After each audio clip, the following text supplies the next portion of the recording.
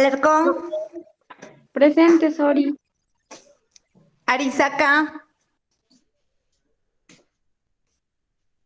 Arizaca, Astete, Hasta presente, Sori. ya. Tatiana, Presente, Sori. ya. Caballero, Caballero, Rodrigo, Presente, Sori. Calderón, Calderón, Castelo, Presente, Sori. Castro, Presente, Sori. ya. Cayo, Presente. Coyo, Presente, Sori. Champi, Presente, Sori. Tengo que desinfectar el mío. Choque, Presente, Sori. Collazos, Collazos,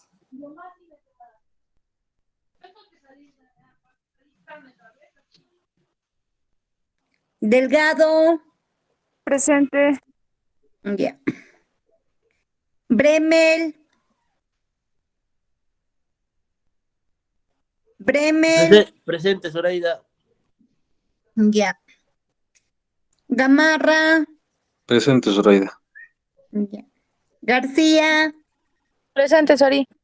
ya. García Fran, Presente, Sori. Adel, ya.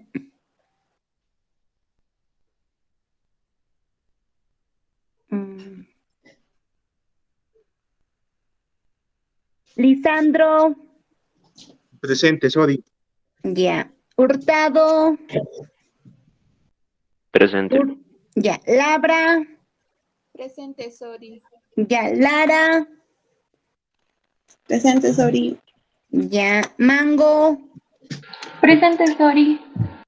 Mina, Presente, Sori. ya. Ocharán, Presente, Sori. ya. Carol, Presente. ya. Payé, Presente, Sori. ya. Polo, Presente. ya. Quispe, Presente, Sori. ya. Gabriel Patricia,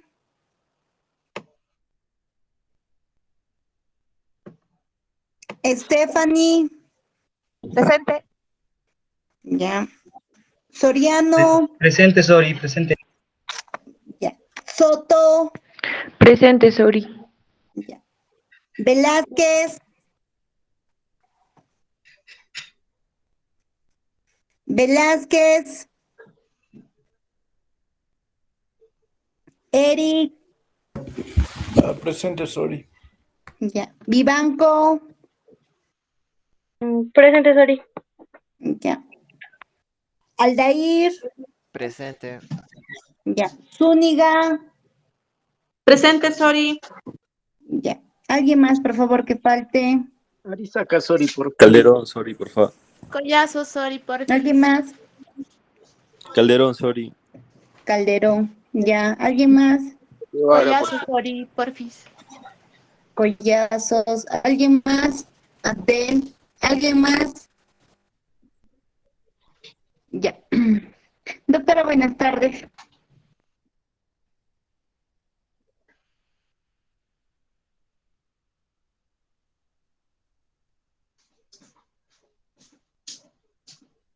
La sopa sí. Ok. Buenas tardes, jóvenes. Buenas tardes.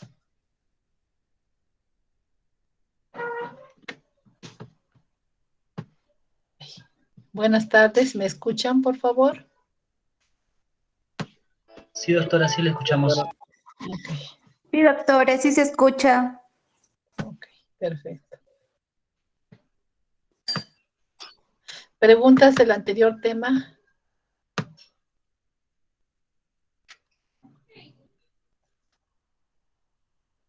¿Alguna preguntita? ¿Ninguna? ¿Se visualiza mi pantalla? Sí, doctora. Sí se ve, doctora. Perfecto. Ya, entonces vamos a continuar. Nos habíamos quedado en lo que era cáncer de cavidad oral.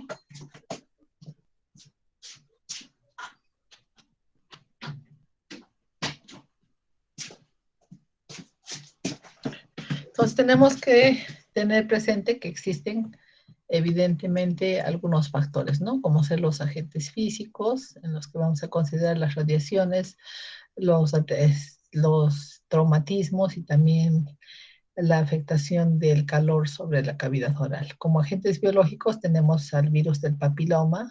Cuando hagan su examen de cavidad oral, siempre observen si el paciente tiene algún papilomita por ahí, porque a veces después vamos a encontrar papilomas en laringe también, ¿no? Si hay candidiasis o hay también problemas de sepsis, ¿no? En cuanto a la nutrición, la malnutrición, una dieta pobre en antioxidantes también va a favorecer a la presentación del cáncer de cavidad oral. Y dentro del metabolismo vamos a tener que los trastornos hormonales e inmunológicos también van a tener un factor generador, así como la herencia por los oncogenes y la historia tanto personal como familiar. Dentro de los agentes químicos vamos a tener a los alquitranes, a la nicotina y al alcohol como factores predisponentes para cáncer de cavidad oral. Los síntomas, tenemos que observar si hay una herida que no sana, ya sea en labios o en boca, ¿no? Podemos ver un parche rojo a nivel de las encías, ¿no? O un parche blanco, lo que habíamos dicho, ¿no? Que cuando revisen la cavidad oral, siempre no se olviden de replegar la lengua, ya sea a la derecha o a la izquierda, porque a veces en ese fondo es donde se van a presentar leucoplaquias, ¿no? O la presencia de algún bulto, ya sea en boca o garganta, ¿no? También hay que ver si la superficie es lisa o es áspera, si hay sangrado, si hay dolor o adormecimiento, que son síntomas inusuales en boca, o que si hay un aumento de volumen a nivel maxilar. Entonces, ¿qué síntomas nos va a dar? Nos va a dar cambios de voz, como es la disartria. El paciente se va a quejar de dolor en la garganta. Sensación de que tiene algo atascado, que no puede pasar, que eso conoce como odinofagia. También va a manifestar dolor o dificultad para tragar o masticar, que es la disfagia. ¿No? Y puede tener una otalgia refleja. También ahí vamos a observar cambios en el color de los tejidos. ¿De acuerdo?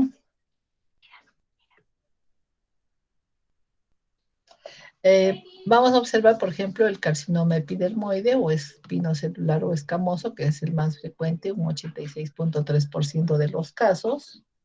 Entonces, tiene un origen de epitelio mucoso, de células escamosas, más frecuente en varones que en mujeres, en una relación de 2:1, generalmente personas mayores de 40 años, ¿no? Que tiene como antecedente de factor de riesgo el tabaco y el alcohol, ¿no? Y una irritación crónica, también pacientes con déficit de hierro y vitamina A, o que han tenido infecciones como sífilis, herpes, papiloma o candidiasis, ¿no? Y que normalmente no tienen una adecuada higiene bucal o también puede asociarse a un factor hereditario. Luego tenemos el carcinoma epidermoide o espinocelular o escamoso, en un 86.3%, que son placas tumefactas que se hacen vegetantes o exofíticas de superficie irregular, dura, generalmente en el piso de la boca, ¿no? En la superficie ventral y lateral de la lengua, en el surco alveolo gingival, a nivel del paladar blando, o por los pilares amigdalinos. Pues vamos a tener también carcinoma in situ, ¿no? Con síntomas tardíos, con sensibilidad a la palpación, dolor, disfagia, percepción de una masa en esa zona.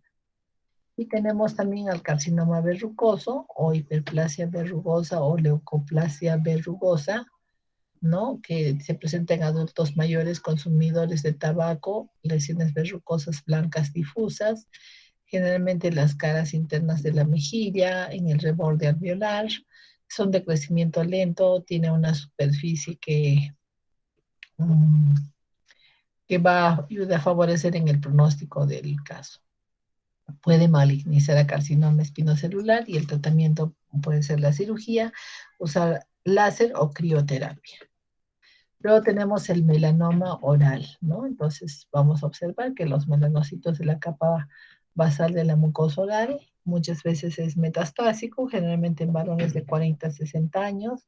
Vemos placas melanóticas o en nevos preexistentes también, ¿no? Y este melanoma oral generalmente se ubica en el paladar duro, en un 57%, 26% está en el reborde alveolar, 8% en el paladar blando. Tiene unos límites mal definidos, ¿no? Es elevado, irregular y de crecimiento rápido. También tenemos los trastornos linfoproliferativos, como son las leucemias, como vamos a observar una necrosis de la encía, sangrado en capa alrededor de las piezas dentarias, equimosis en la cavidad bucal, puede ser puntiforme, o una hiperplasia gingival. Vamos a ver un agrandamiento gingival difuso, agudo en tejidos blandos y pastosos, una hemorragia ante mínimos traumatismos. Un paciente con leucemia, generalmente que presenta hiperplasia gingival, va a tener un mal pronóstico.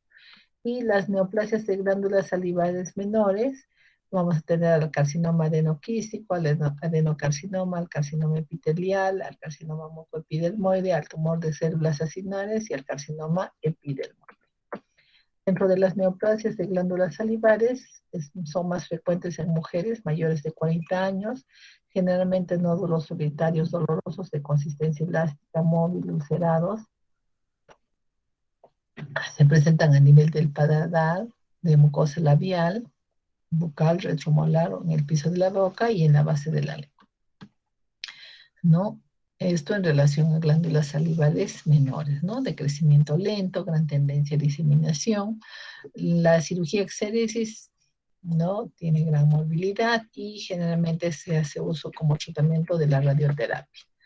De lo que es el carcinoma adenoquístico, es infiltrativo, lentamente progresivo, recurrente, se presenta tanto en hombres como en mujeres, entre los 50 a 60 años, y generalmente da metástasis tanto a pulmón como a hueso, riñón, cerebro o hígado. El adenocarcinoma es más propiamente dicho en un 90% en la parótida, ¿no? En personas de 30 años, y es el segundo en niños.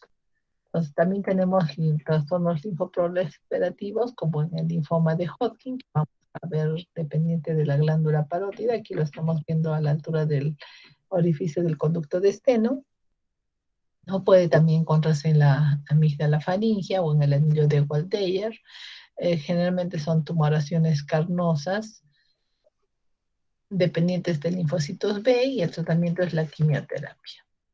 El sarcoma de Kaposi se genera de células endoteliales, pacientes con VIH, generalmente con 53% de lesiones en boca, se aprecian máculas eritematosas de localización en paladar, evoluciona rápida y fatalmente, ¿no? Es radiosensible y se tiene que hacer una poliquimioterapia sistémica asociada a interferón. Luego tenemos el fibrosarcoma, ¿no? Que es más frecuente en varones que en mujeres, entre los 30 a 50 años, con relación al periósteo y al periodonto, dando una condición normal de las piezas dentarias. Y luego vamos a tener al rhabdomiosarcoma, que es de músculo estriado, generalmente a nivel de la lengua, en niños y adolescentes. Tiene una forma embrionaria, alveolar o pleomórfica, de crecimiento rápido. Generalmente se trata con radioterapia más quimioterapia y tiene un 50% de sobrevida. Tenemos el condrosarcoma, que es un tejido ectópico más en varones que en mujeres, entre los 30 a los 60 años. Es una tumoración dolorosa grande con destrucción ósea, con pérdida de dientes. Tenemos un granuloma eritematoso lobulado y una masa ulcerada.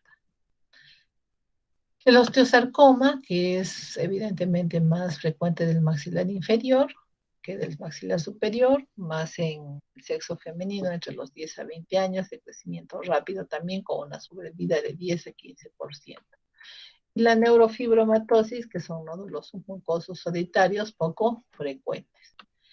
No olvidemos al granuloma letal de la línea media, que se presenta como una hemorragia, con una infección que va destruyendo los tejidos blandos y óseos de la cara. El diagnóstico diferencial lo tenemos que hacer con el granulomatosis de Wegener, que va a ir y va a comprometer tanto laringe, tráquea y pulmones. Entonces vemos que vamos a tener que ir retirando este tejido necrótico, ¿no? Y nos va a quedar pues un espacio anfractuoso evidentemente muy considerable. Lo de las medidas preventivas, recomendar a las personas, ¿no? No fumar o masticar tabaco, evitar la ingesta excesiva de alcohol, evitar la exposición solar, hacer una dieta rica en frutas y verduras, visitar al dentista o al médico en forma regular para un examen de la cavidad oral. Entonces, cada vez que ustedes tengan un pacientito, no olviden que es sencillo, no nos va a tomar más de 30 segundos el revisar toda la cavidad oral de ese paciente. Biopsias de detección precoz van a ser uno el cepillado, ¿de acuerdo? O podemos hacer una biopsia incisional o a sacabocado para poder llegar al diagnóstico del paciente. También podemos utilizar, ¿no? Una luz quimioluminiscente que nos permite ver zonas de mayor vascularización, ¿no? O la coloración de toluidina a nivel de la mucosa. Entonces, hasta ahí habríamos concluido con esa parte. Vamos a continuar nuestro siguiente tema. ¿Alguna pregunta? ¿Preguntas?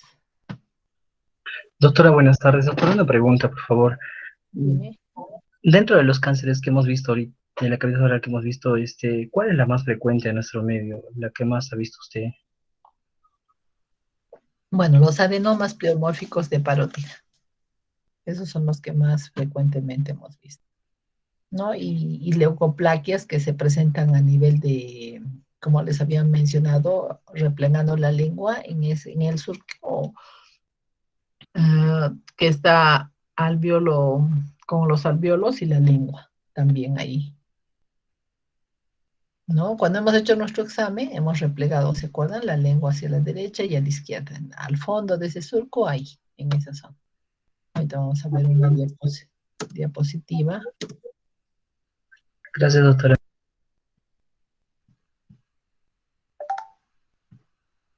Ahorita lo vamos a ver, vamos a ubicar aquí.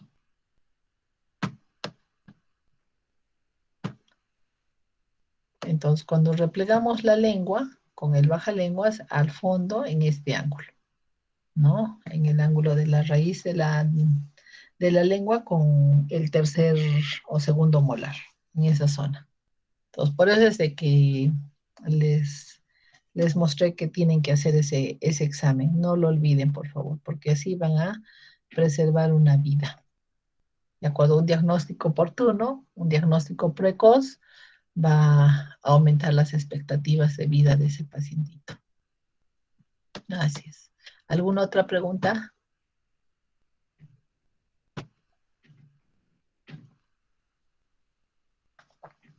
Nos vamos a continuar con lo que son enfermedades agudas y crónicas de la faringe.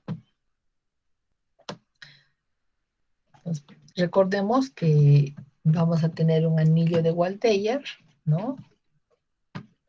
Que es un acúmulo de tejido linfoide que abarca desde la rinofaringe hasta la base de la lengua. Ahí vamos a encontrar a la amígdala faringea, a la amígdala tubárica, a la amígdala palatina y a la amígdala lingual. Entonces, ese anillo está siempre en constante contacto con microorganismos saprófitos que en cualquier momento puede infectarse. Entonces, la continua exposición antigénica y su situación periférica lo hace sucumbir relativamente a las infecciones. Entonces, la primera entidad va a ser la hipertrofia adenoidea. Entonces, recordemos que la adenoides, ¿no? Es parte del anillo de Waldeyer que se encuentra a nivel del cabo, ¿no? Y su crecimiento va a generar que disminuya el calibre de la rinofaringe, ¿no? Así como que se produzca una dificultad respiratoria, ¿no? El niño empiece a roncar, ¿no? Y vaya progresivamente alterándose el crecimiento facial. Entonces, la adenoides tiene múltiples pliegues linfáticos, ¿no? Su desarrollo máximo está entre los 5 a los 7 años. Lo vamos a visualizar endoscópicamente así, como una masa de superficie irregular, ¿no? Y el crecimiento es desconocido, ¿no? Pero sí está influenciado por la dieta, por rasgos genéticos, por factores inmunológicos, por factores infecciosos, que van a estimular antigénicamente y van a determinar que se produzca un crecimiento de este tejido. Entonces, ¿qué síntomas nos va a dar la hipertrofia adenoidea? Nos va a dar obstrucción nasal, lo que va a generar que el paciente tenga un sueño intermitente, que respire por la boca. Esa respiración bucal puede generar un ronquido en la noche, puede generarle tos irritativa, ¿no? Y va a terminar creándose lo que se conoce como facies adenoidea. Entonces, la hipertrofia adenoidea va a estar dada su diagnóstico por la anamnesis, por la radiografía de cabo, se puede hacer un estudio de polisomnografía, ¿no? Y bueno, si se trata de una patología neoplástica, vamos a tener que recurrir a una tomografía o una resonancia magnética. Dentro de la anamnesis vamos a preguntarnos si el paciente presenta rinolalia o vamos a percibir si es que la tiene, ¿no? Entonces, la obstrucción nasal va a generar que haya una resonancia, sobre todo de las consonantes M, N y Ñ, nos va a dar una rinolalia cerrada, es decir, el paciente va a empezar a hablar como que tuviera la nariz tapada, o sea, cambia el tono de voz, ¿no es cierto? Porque hay una oclusión incompleta del paladar, hay una voz hipernasal, ¿no? Y en algunos casos una rinolalia abierta. Generalmente esta hipertrofia adenoidea, por su contigüidad al orificio de desembocadura de la trompa de Eustaquio y por el crecimiento, va a generar una obstrucción de la misma, ¿no? Y las secreciones producidas en el oído van a tener que retornar hacia el oído medio, lo que va a conllevar al crecimiento de bacterias y se van a generar infecciones agudas con la presencia de pus reiterativas. Entonces, la hipertrofia adenoidea que nos va a dar una obstrucción respiratoria. El niño va a empezar a respirar por su boca, ¿no? Ya que tiene la nariz tapada, va a haber infecciones recurrentes del oído, infecciones que se van a diseminar hacia los senos paranasales, maxilares y etmoidales en pequeños, ¿no? Nos va a dar una sinusitis secundaria y por el hecho de obstruir la trompa de Eustaquio nos va a dar una hipoacusia. La hipoacusia también va a generar problemas de atención en esos niños. Entonces, la hipertrofia adenoidea, como observamos aquí, va a haber un mal drenaje del moco nasal, va a tratarse de un moco delgado y viscoso, vamos a empezar a tener secreción purulenta y puede haber una descarga purulenta hacia la rinofaringe. En el examen físico que vamos a evaluar lo que es la facies adenoidea. Entonces, ¿qué vamos a notar? Que el paciente tiene una carita alargada, ¿no? Y estrecha. El maxilar inferior va a irse hacia atrás, lo que vamos a conocer con el término de retrognatia. Va a tener una nariz pequeña o una nariz corta. Todo este tercio medio de la cara va a ser hipoplásico, o sea, acá no hay los maxilares desarrollados, la nariz es pequeñita, la nariz es pequeña también. Y va a presentar adicionalmente un labio superior corto, un labio inferior invertido, o sea, aquí tenemos el labio y aquí tenemos la mucosa labial, ¿no? Que se observa a simple vista. Y va a generar un paladar ojival, va también a llevar a una maloclusión dentaria. Dentro de las alteraciones dentales, evidentemente vamos a ver que no hay un cierre adecuado, ¿no? Que los dientes están un poco apiñados, ¿no? Y como vemos aquí, hay irregularidades de su emergencia, parece una sierra. La hipertrofia adenoidea en el examen físico podemos observar en algunos casos un tímpano congestivo, ¿no? Puede estar deslustrado u opaco. Vamos a observar secreciones mucosas a nivel de la orofaringe y vamos a observar congestión faríngea. La hipertrofia adenoidea por el examen endoscópico, vamos a hacer una visualización directa de lo que es la nasofaringe. Podemos observar el orificio de desembocadura de la trompa de Eustaquio. Podemos ver la fosita de Rosenmüller. Podemos evaluar el esfínter velo-palatino. Y radiológicamente vamos a pedir una radiografía de Cabo que nos va a evaluar el volumen de la adenoides, ¿no? Vamos a calcular el volumen de la adenoides. También hay otra que es la medición de Cohen o de Fujioka u otras más, ¿no? Generalmente vamos a dividir a la rinofaringe en tercios, ¿no? Un primer grado va a corresponder al primer tercio, o grado 1. El grado 2 va a estar más del 33 al 66% y el grado 3 va a ser más del 66%. Entonces, de acuerdo a esa clasificación, la ausencia de adenoides nos va a dar 0, de grado 0, ¿no? Un crecimiento de un 33% nos va a dar el grado 1, un crecimiento de más de hasta el 66% nos va a dar un grado 2, y un grado 3 va a corresponder a un crecimiento total de la adenoides a nivel del cabo. Nos vamos a solicitar la radiografía de cabo, que nos va a permitir evaluar si es un primero, si es un segundo, o si se trata de un tercer grado. Se aprecia la superficie de la adenoides, todo esto es la adenoides. ¿Podemos apreciarla o no se aprecia? Sí, doctora, sí se ve. Ok. Va casi hasta el inicio del maxilar inferior, doctora, ¿no? Este es el maxilar inferior. Aquí generalmente se va a superponer a la amígdala. Aquí vamos a ver como una imagen redondeada, eso corresponde a la amígdala. Entonces nosotros vamos a evaluar toda esta columna de aire que llega hasta la rinofaringe. ¿De acuerdo? Entonces la adenoides aquí es de primer grado, en este está obstruyendo menos entre el más del 33 al 60% de segundo grado, y de tercer grado ya vamos a ver que esta columna de aire tiene punta de lápiz. Se termina aquí y atrás se empieza. ¿De acuerdo?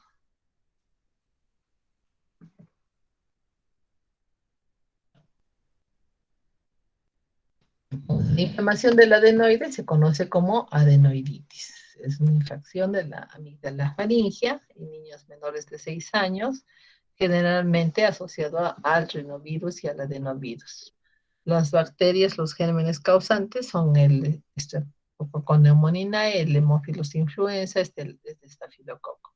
Puede estar asociado a otros brotes inflamatorios como bronquitis, bronquiectasis, carditis, glomerulonefritis.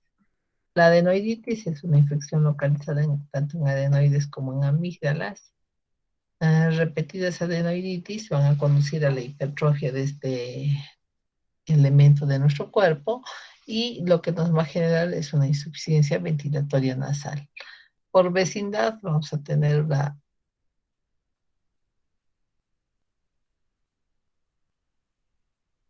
otitis media aguda, ¿no? En relación a la trompa de Eustaquio por su obstrucción, una rhinosinusitis por un crecimiento anteroposterior, o una laringitis por el problema de rinorrea.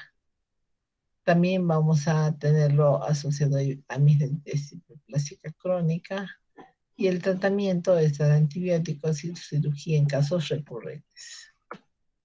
La adenoiditis clínicamente nos va a generar una insuficiencia respiratoria nasal, rinorrea, fiebre por vecindad otitis media aguda,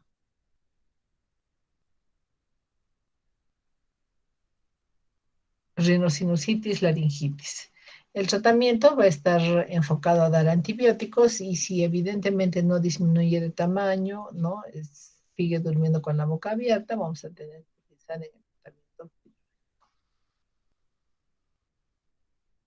Tratamiento de la adenoiditis es usar antibióticos por 10 a 14 días, generalmente inhibidores de beta-lactamasas.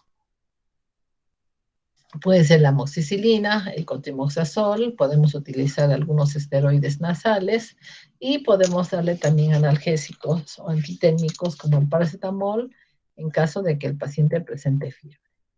El diagnóstico diferencial lo vamos a hacer con la rinitis alérgica, que también nos va a dar obstrucción nasal, con problemas de hiperreactividad bronquial, con una desviación del tabique que también nos genera obstrucción nasal, con la presencia de un cuerpo extraño que también al ocupar un espacio va a generar una respiración bucal, o con tumores del mismo campo.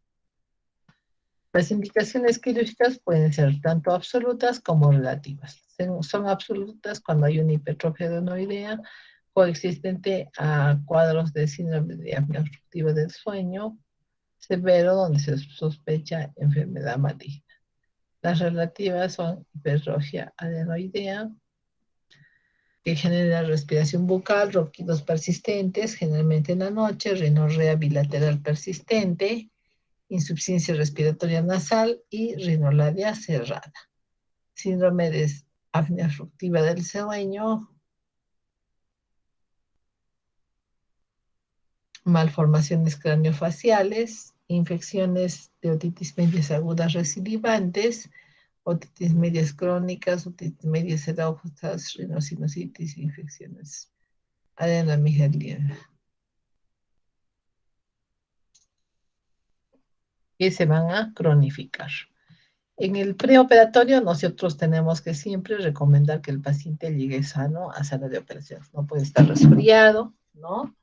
Ni haber tenido una infección reciente, que significa 3 semanas sin infección, ¿no? Porque si está los tejidos inflamados, eso nos va a favorecer a que haya un sangrado posoperatorio. Tenemos que hacer un control adecuado de lo que es la vía respiratoria inferior, o sea, pedirle su riesgo pediátrico, su riesgo neumológico, evitando que haya problemas de asma, para que, como es una cirugía con anestesia general, el anestesiólogo prevea que no haya un colapso bronquial. Y también evaluar cómo está la articulación atlantoaxial, ¿no? Que generalmente en el síndrome de Down los pacientes no pueden hiperextender la cabeza. Entonces el instrumental que vamos a utilizar es una pinza para retirar los tejidos, un abrebocas, una cureta que está diseñada exclusivamente para poder visualizar y retirar el tejido adenoideo. Y luego vamos a tener, bueno, una tijera para cortar, nuestra sonda de aspiración, ¿no? Entonces, ¿qué vamos a hacer en la cirugía? Vamos a meter esta cureta y vamos a ir, ¿no?, por el borde posterior del tabique.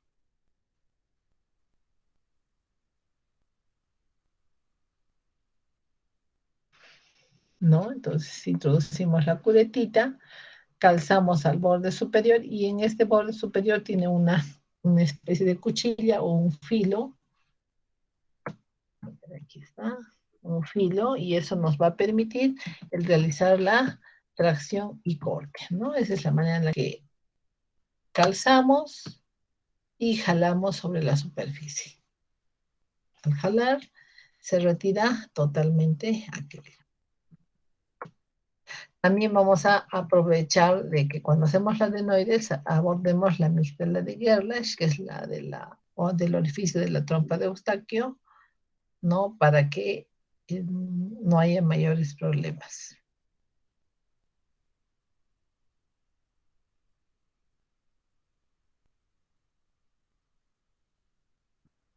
¿Preguntas hasta ahí?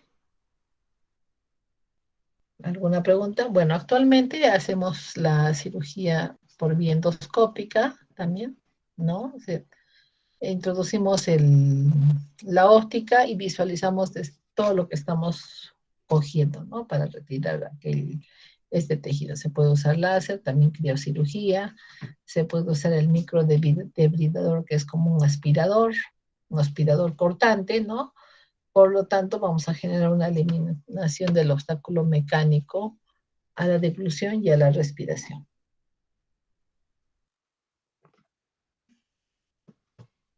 Dentro de las contraindicaciones vamos a tener contraindicaciones absolutas. Bueno, no existe excepción de condiciones donde no pueda realizarse por anestesia general. Dentro de las relativas está la insuficiencia velofaringia, un paladar corto, un paladar hundido, una hipotonía muscular. No, la edad del paciente se recomienda que tenga más de 3 años.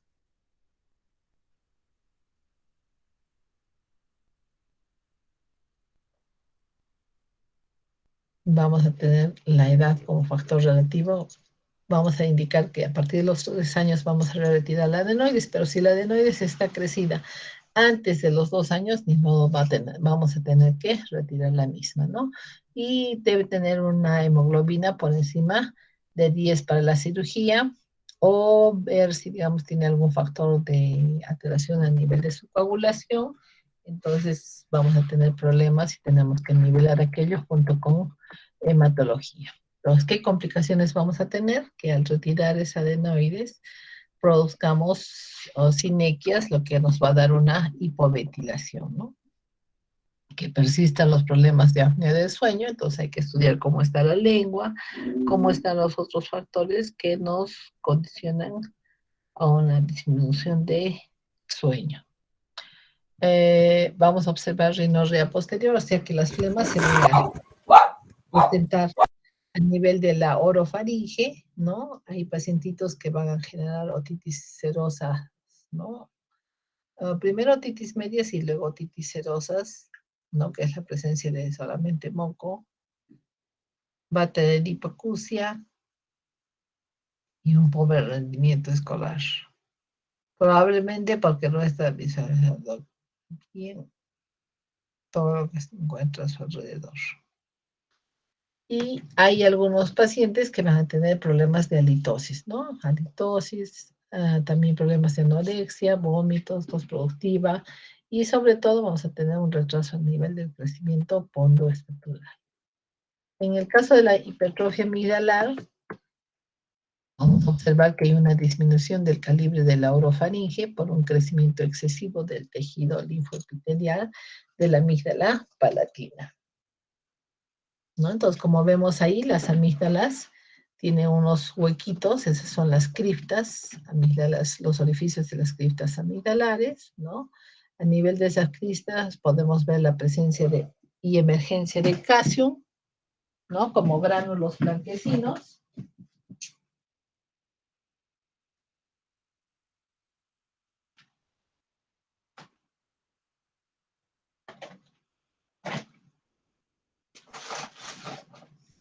¿No? Y en este caso vamos a ver que las amígdalas son besantes, ¿no? Entonces, esta es una hipertrofia de tercer grado. No solamente la amígdala está sobresaliendo hacia la línea media, sino que probablemente esté en el lecho amigdalar y, como observamos aquí, también se extiende hacia la porción inferior. Entonces, la hipertrofia amigdalar también nos va a generar una respiración bucal, ¿no es cierto? Una facies adenoidea, que ya la hemos visto, ¿no? Va a tener el paciente dificultad respiratoria, ronquido nocturno, ¿no? Pueden los padres referirnos crisis de apnea, ¿no? Que observan que el niño está durmiendo y de pronto deja de respirar, ¿no? Entonces también esto va a generar ese semejante tamaño de las amígdalas, nos va a generar pues problemas de disminución del apetito, ¿no? Porque con esas bolas ahí dentro de la boca, entonces, ¿a dónde va a entrar la comida? No, no va a entrar la comida. Y si entra, va a tener que entrar de a poquitos y el paciente va a empezar a tener náuseas, ¿no? Y no va a querer comer. Claro que los niños no nos dicen, no, tengo náuseas, no nos dicen, sino simplemente dejan de comer. Que no conocen el término. Y eso va a generar que el paciente presente una disminución en su crecimiento pondoestatural.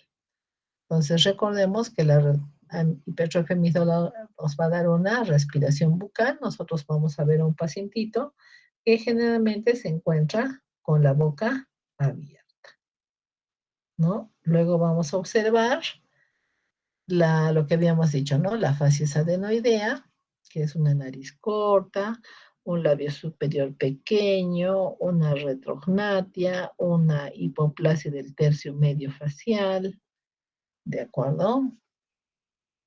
Y si evaluamos la cavidad oral, vamos a tener un paladar ojival. Entonces aquí vemos el borde del frontal, ¿no es cierto? Si trazamos una línea recta hacia abajo, vemos cuánto se ha retraído este maxilar inferior. Entonces es la retrognatia. Igualmente aquí, entonces vemos la línea del frontal y vemos que hay una retrognatia, o sea que el maxilar inferior se ha ido hacia atrás. En algunos niños vamos a ver que sus dientecitos sobresalen y están separados, entonces por eso es que también van a generarnos problemas a nivel del crecimiento de las piezas dentarias, lo que va a conllevar a que posteriormente el paciente tenga que utilizar brackets, ¿de acuerdo? Y eso va a generar, obviamente, un costo para los padres, ¿no? Entonces, y el tiempo que tiene que transcurrir para que concluya su tratamiento, pues, ¿no? El paciente. Así es. Entonces, también vamos a observar que los padres van a ver que hay dificultad respiratoria, ¿no? Ronquido nocturno y que presentan crisis de apnea. Entonces, aquí también vemos, miren, la frente. Si trazamos la línea, miren cómo está. Hay una retracción del paladar. Y eso, obviamente, hay que corregirlo, ¿no? Porque eso después, a la larga, va a influir, por ejemplo, en anestesiología, en que los pacientes van a tener una intubación difícil, ¿no? Como habrán hecho en sus rotaciones. Entonces, es importante que veamos cómo están las amígdalas, cómo están las adenoides, cómo respira ese niño, para evitarle otras complicaciones y problemas, ya sea de niño o de adulto, ¿no? Entonces también, como habíamos dicho, el niño va a tener la comida ahí, la va a estar mirando, la va a estar cuchareando y no va a avanzar con su comidita, ¿no? Por eso hablamos de la disminución del apetito y también vamos a observar pues que hay una disminución del crecimiento, no tanto en talla como en peso. Entonces, vamos a tener diferentes grados de crecimiento de las amígdalas. Vamos a tener un primer grado, que se va a encontrar las amígdalas dentro de los pilares anterior y posterior. Un segundo grado, cuando ya sobrepasan estos pilares, pero no llegan a la línea media. Ahí hablamos de un crecimiento de segundo grado. Y un tercer grado, cuando evidentemente las amígdalas ya son besantes, y miren cómo se extienden hacia abajo, hacia adelante y hacia todos los lados, ¿no? Pues la complicación de esta respiración bucal, tanto en lo que es hipertrofia amigdalar como hipertrofia adenoidea, nos va a dar unos ojos cansados, una nariz pequeña, una disminución del crecimiento de los senos maxilares, un paladar ojival, un mentón hipoplásico, va a generar una vía aérea difícil, va también a conllevar una mala postura, ¿no? Va a generarse deformidades torácicas y lo que habíamos dicho, ¿no? Una baja talla y un bajo peso. Entonces, ahí cuando ya se opera al paciente, se retiran las amígdalas, las adenoides, mejora su apetito, ganan peso, ¿no? Estas deformidades craneofaciales van a estabilizarse, ¿no? Y bueno, vamos a tener otro desarrollo en la cara de los pacientes. Luego tenemos las amigdalitis agudas, ¿no es cierto? Que evidentemente vamos a ver unas lesiones, unas amígdalas hiperémicas, unas amígdalas con secreciones a nivel de las criptas, ¿no? Estas amigdalitis pueden ser virales, y en ese caso vamos a indicar solamente reposo y analgésicos, ¿no? Antitérmicos como el paracetamol. Le vamos a recomendar hacer gárgaras con antisépticos y antiálgicos locales. Podemos utilizar antiinflamatorios, ¿no? O vitamina C también. Y luego tenemos la amigdalitis viral por la mononucleosis infecciosa, llamada también enfermedad del beso o enfermedad de Epstein-Barr, porque el productor es el virus del Epstein-Barr, generalmente en adolescentes, ¿no? Y nos va a dar una amigdalitis que no responde a los antibióticos administrados, ¿no? La triada va a ser fiebre, amigdalitis y la presencia de ganglios. Entonces vamos a tener también una faringitis eritematosa con exudados pultáceos, ¿no? Muy dolorosa, una odinofagia intensa, las adenopatías cervicales posteriores y occipitales, así como las retroauriculares, van a ser dolorosas a la presión, son ganglios no adheridos y vamos a ver un mal estado general y ganas de no hacer muchas cosas. En la mononucleosis infecciosa podemos ver también unas amígdalas voluminosas, dolorosas a la palpación, amígdalas con placas y petequias a nivel del velo del paladar, adenopatías voluminosas y dolorosas a la palpación, ya sean cervicales, axilares o inguinales. Vamos a también palpar el vaso e hígado aumentados. En la mononucleosis infecciosa vamos a solicitar el laboratorio y vamos a encontrar que los glóbulos blancos van a estar elevados, vamos a tener una linfomonocitosis, ¿no? La serología para virus de Epstein-Barr o reacción de Paul-Bonner va a ser positiva. El tratamiento es autolimitante, se recomienda reposo, antitérmicos, analgésicos y bastante hidratación. No administrar penicilinas porque van a producir rash, van a disminuir el riesgo de ruptura esplénica. Corticoides generalmente en anemia hemolítica o trombocitopenia severa con una afectación miocárdica o neurológica por obstrucción de la vía aérea, ¿no? Entonces, aquí vamos a ver incluso estas placas o el crecimiento del hígado y del vaso.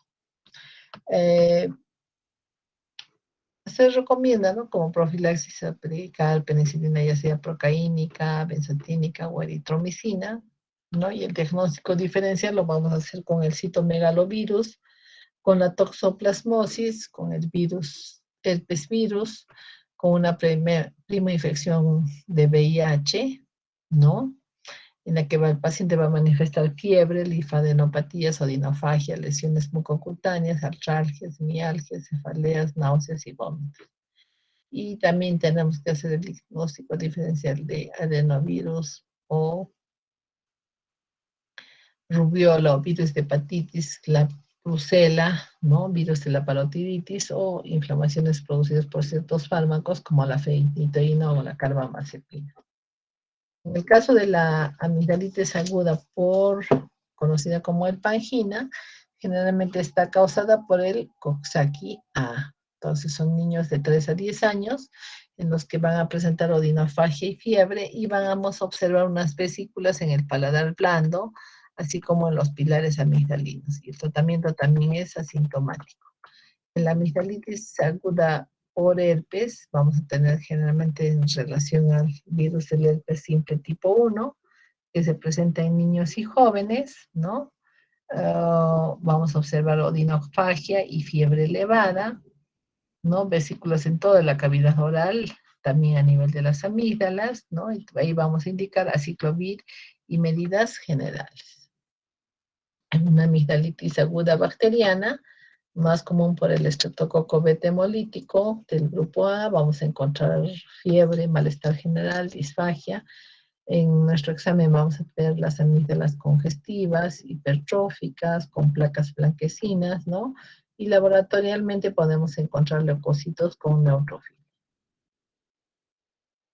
La amigdalitis eritemopultácea, o sea, rojas y con pus, vamos a indicar al paciente que realice reposo, ¿no? Que consuma un analgésico, ya sea un antitérmico como paracetamol, gárgaras con antisépticos locales y antiálgicos, ¿no? Vamos a observar administrar también antiinflamatorios, vitamina C y antibióticos. En la amigdalitis aguda bacteriana vamos a observar una mejoría clínica en 24 a 48 horas. Lo que tenemos que prevenir son las complicaciones, ¿no? Tenemos que concientizar al paciente de que cumpla el tratamiento, ¿no? Y porque podemos evolucionar a lo que es la fiebre reumática. Entonces hay que ver una terapia eficaz frente a gérmenes habituales, ¿no? Disminuir los efectos adversos, cumplir con la efectividad, beneficio y utilidad del antibiótico. Realmente vamos a indicar la penicilina, ya sea una penicilina de 400.000 unidades por 10 días, aunque podemos usar la dosis de penicilina benzatínica en adultos de 1.200.000 y en niños de 600.000 unidades en dosis única, o podemos usar en jarabe, ¿no? Amoxicilina 50 miligramos por kilogramo de peso, o amoxicilina más ácido clavulámico, o amoxicilina más surfactán, y tenemos que tratar de que se eviten las recidivas o que sean portadores faringios y estén diseminando gérmenes. En la amigdalitis aguda también podemos utilizar cefalosporinas, utilizar para personas alérgicas ciertos macrólidos como la eritromicina, la citromicina, las sulfas. Y vamos a tener también una amigdalitis aguda o la de Paul Vincent o úlcero membranosa, ¿no? En personas con mala higiene bucal entre los 15 y los 35 años, vamos a ver anaerobios, que es el bacilo fusiforme asociado a espiroquetas, que tiene un periodo de incubación de 7 días, ¿no? En la amigdalitis aguda de Paul Vincent, o úlcera membranosa, el paciente va a referir odinofagia unilateral leve, halitosis, buen estado general, úlcera en el polo superior amigdalar, ¿no? O en la faringe, o en el paladar blando, o en la lengua. Vamos a ver, siempre observar cómo están las encías, si hay placas o pseudomembranas blanco-grisáceas, si existe una gingivitis necrotizante aguda, ¿no? Porque eso nos va a llevar a una boca séptica, y observar cómo están los ganglios, ¿no? Una linfadenopatía cervical unilateral muchas veces. El diagnóstico de la amigdalitis aguda de Paul Vincent lo vamos a hacer mediante un frotis de estas úlceras con una coloración de azul de metileno, donde vamos a encontrar espiroquetas, bacilos fusiformes que se presentan aglomerados. Puede también extenderse a la región del cuello, ¿no? Por lo que siempre recomendar al paciente hacer una higiene bucal adecuada, ¿no? Gárgaras con antisépticos para no tener secuelas. También tenemos la amigdalitis aguda diftérica. Recuerdan que el año pasado hemos tenido un brote de difteria generado por el Corynebacterium diphtheridae, produce odinofagia, disfonía, tos y fiebre. Se presenta muchas veces con mocos y con sangre, hay dificultad respiratoria, ronquera, tos perruna o metálica, secreción de saliva abundante. Vamos a observar unas falsas membranas grisáceas adheridas, y vamos a encontrar una adenitis cervical o una adenitis en cuello de toro, ¿no? Un aumento de volumen cervical.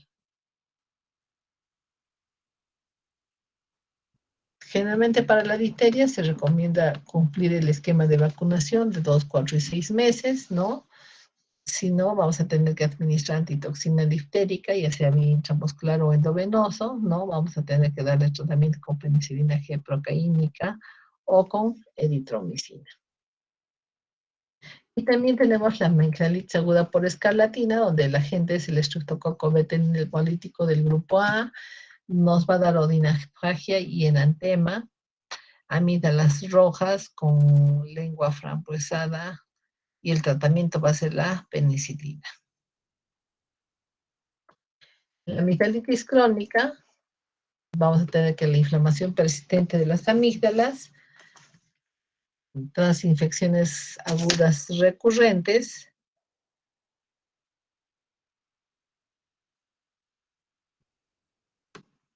¿no? Nos va a generar un crecimiento o hipertrofia del parénquima por degeneración fibrosa, construcción de las criptas amigdalinas.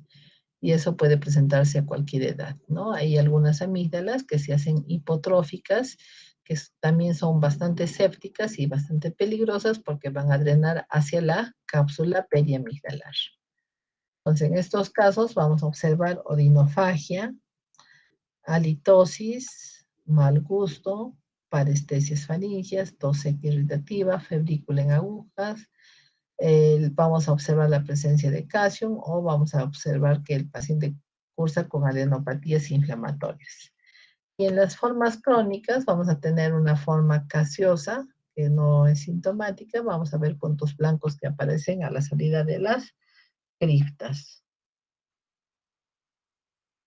Esta amigdalitis crónica generalmente es una amigdalitis de forma aguda, que se repite, ¿no? Y vamos a tener episodios mensuales o bimensuales.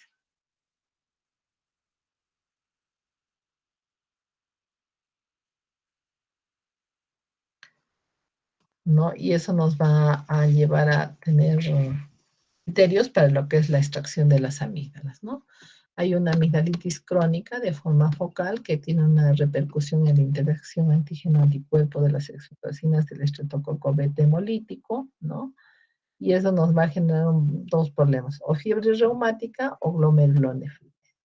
En el caso de la fiebre reumática vamos a hacer uso de los criterios de Jones, ¿no? Que tiene criterios tanto primarios como secundarios, ¿no?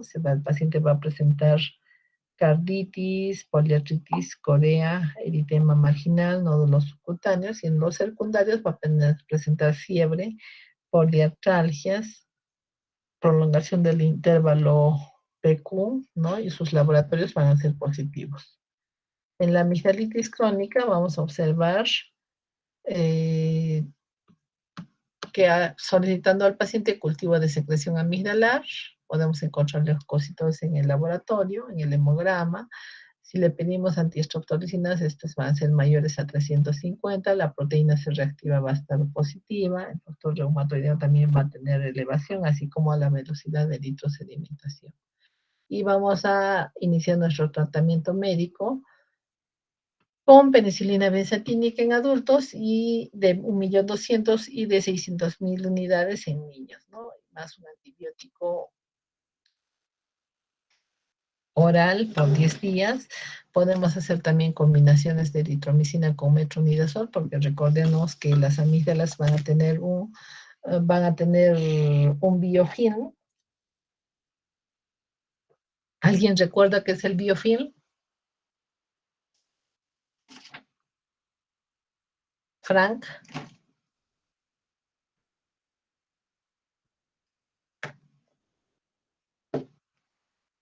Frank, ¿recuerdas qué es el biofilm?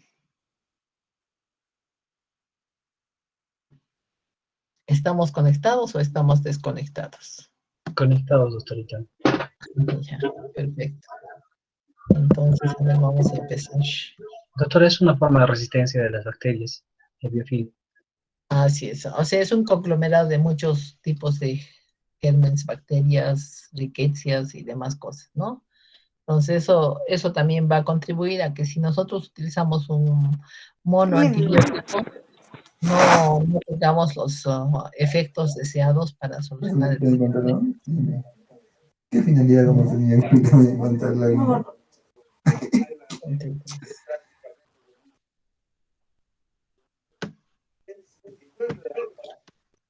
Entonces, también podemos hacer el uso de claritromicina también, ¿no? Usar claritromicina, pero darle un protector gástrico al paciente.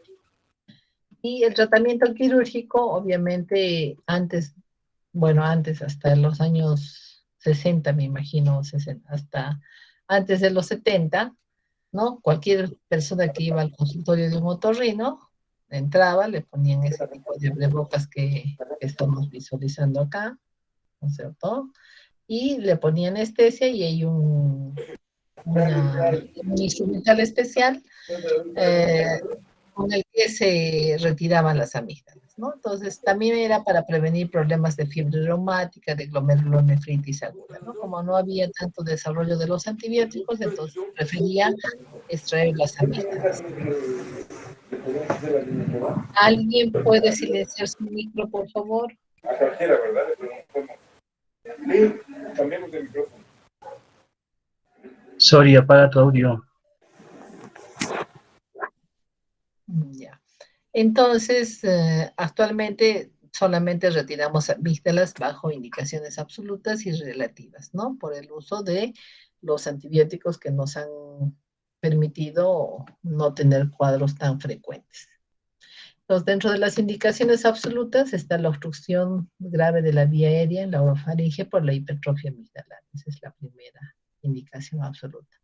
Luego tenemos que el paciente presente crisis de apnea del sueño de más de 10 segundos, ¿no? O que haya desarrollado un corazón pulmonar crónico, que presente abscesos periamigdalares reiterados, ¿no? Pacientes portadores de difteria también, vamos a retirarlas. pacientes que tengan alteraciones de la deglución y del habla, ¿no? Personas que tengan alteraciones del desarrollo dentofacial, ¿no? Entonces, si evidentemente tenemos un elemento mecánico, tenemos que dejar vía libre para que el paciente pueda respirar adecuadamente y no genere una respiración bucal. Y caso de neumonías obstructivas o por aspiración, ¿no? El material que utilizamos, bueno, en la forma clásica es una tijera para cortar al final el pedículo de la amígdala. Tenemos lo que primero, a ver dónde está nuestro bisturí, nos falta acá. Bisturí que hacemos una incisión, ¿no? Y empezamos con estas paletitas a disecar la amígdala del polo superior hacia el polo inferior, ¿no? Este es uno de los abrebocas que usamos. Podemos utilizar un aspirador para disminuir la sangre que va brotando, ¿no? Podemos utilizar electrocauterio para quemar los puntos donde está sangrando, o podemos hacer una sutura hemostática también.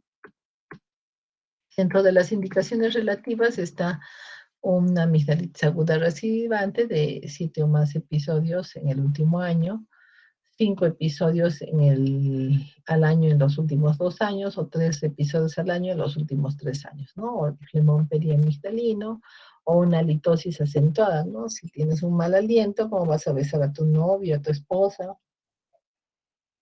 a tus niños, ¿no? Por acción del calcio que se va acumulando aquí, que son bacterias muertas, células y demás cosas.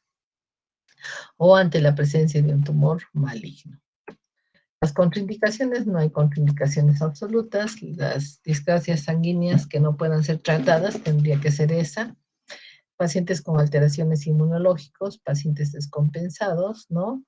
Y dentro de contraindicaciones relativas vamos a tener la fisura palatina, una epidemia viral, una alergia respiratoria, ¿no? Y siempre tratar con anterioridad las infecciones dentarias, ¿no? Cuando no hacemos una amigdalectomía, cuando el paciente tiene una otitis media aguda crónica, cuando está con sinusitis, cuando presenta sordera, ¿no? No es indicación de paro retirar sus amígdalas, cuando tiene infecciones del tracto respiratorio superior, cuando tiene igualmente infecciones del tracto respiratorio inferior o cursa con otras enfermedades sistémicas, como por ejemplo la diabetes, títulos de antiestreptolicinas y otros de fase aguda no son indicativos de retirar las amígdalas, o sea, es un elemento referencial nomás, ¿no? Que el ASO esté elevado, ¿no? Y lo que vamos a observar que, sobre todo en los niños, que van a ganar peso después de que ya hemos retirado las amígdalas porque van a poder comer mejor, ¿no? Entonces, generalmente se hace a partir de los 3 años de edad, ¿no? O un paciente con más de 12 kilogramos de peso, de acuerdo al tamaño de esa hipertrofia amigdalar que nos va a generar una obstrucción mecánica. Aquí está colocado el abrebocas, ¿no? Si está en un cuadro agudo, tenemos que esperar a que pase esa infección. Uno, para ver el tamaño en el que quedan las amígdalas y para no generar sepsis en el paciente, ¿no? La extirpación de las amígdalas no va a disminuir las defensas.